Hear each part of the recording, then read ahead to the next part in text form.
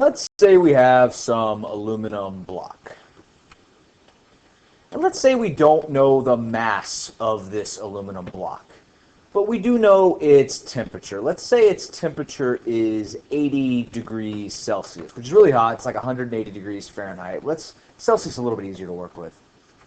And let's say we drop it in a beaker full of water. So we'll draw a little cup for ourselves, and we will fill it full of water here. And let's say the mass of our water, so MW, is 1 liter or 1 kilogram, since the metric system is so nice. It sets those two equal for us. And let's say the temperature of the water, before we drop the aluminum block in, let's say it starts at 25 degrees Celsius. So my question is, what happens when you drop this block into this water? Well, the heat from this block will travel into our water, and we can label the heat as Q, or the amount of energy leaving the block into the water. So the heat leaves the block into the water warms up, the block cools down. Let's say the final temperature, so let's say T final. After the block is cooled down and the water warms up, once they meet an equal temperature, let's say that equal temperature is 30 degrees Celsius. So the water goes up, the aluminum goes down. The energy transfer stops whenever they meet the same temperature. My question to you is, what is Q?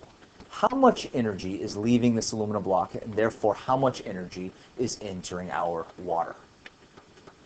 And so if we look over here, we can see our equation for Q, for energy transfer via heat, or the amount of heat transferred, I should say. It's mass times C, which says its specific heat capacity, and the change in temperature. And so what's interesting about this problem is there's actually two ways to write this formula. We could say Q equals, we could say the mass of our aluminum multiplied by the specific heat capacity of aluminum multiplied by the change in temperature of aluminum.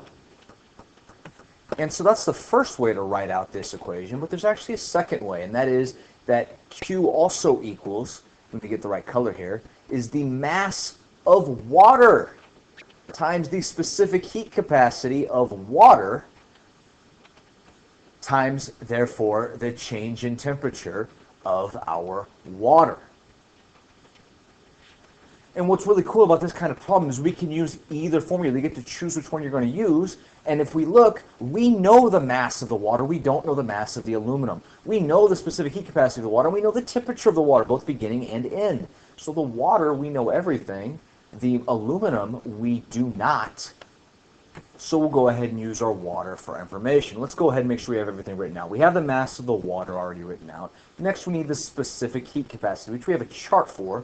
We just have to find the specific heat capacity for specifically water, which is right here, down here. It's 4,184. So we can go ahead and write that for ourselves. We could say CW, or specific heat capacity of water, is 4,184. And then the units is joules per kilogram times degrees Celsius. And then the last thing we need is the change in temperature. And you might say, well, there's multiple temperatures on here. Which one do you use? You actually use a combination of the two, because that's how much the temperature changes. So the change in temperature of our water is going to be equal to our final temperature minus our initial temperature of our water.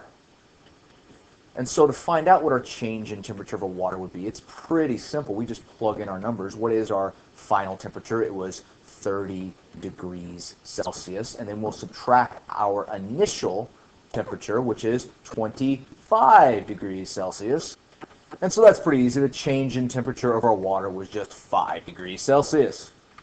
We probably didn't even need to write that out to solve. But now we have everything we need to solve for Q. Q equals, well, we just plug in our numbers. The first one is the mass of the water, which is 1 liter, or I'll leave it as 1 kilogram.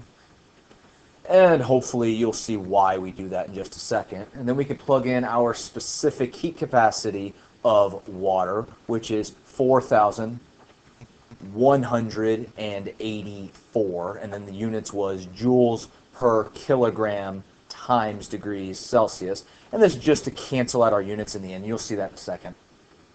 And then we multiply both of those by our change in temperature, which was just 5 degrees Celsius.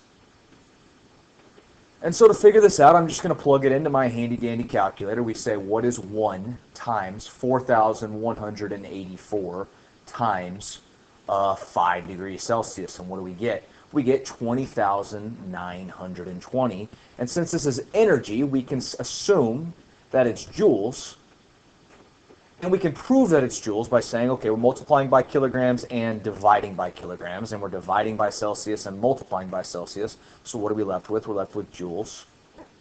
So it turns out math works, and they actually thought it through before they gave C, or specific heat capacity, a unit.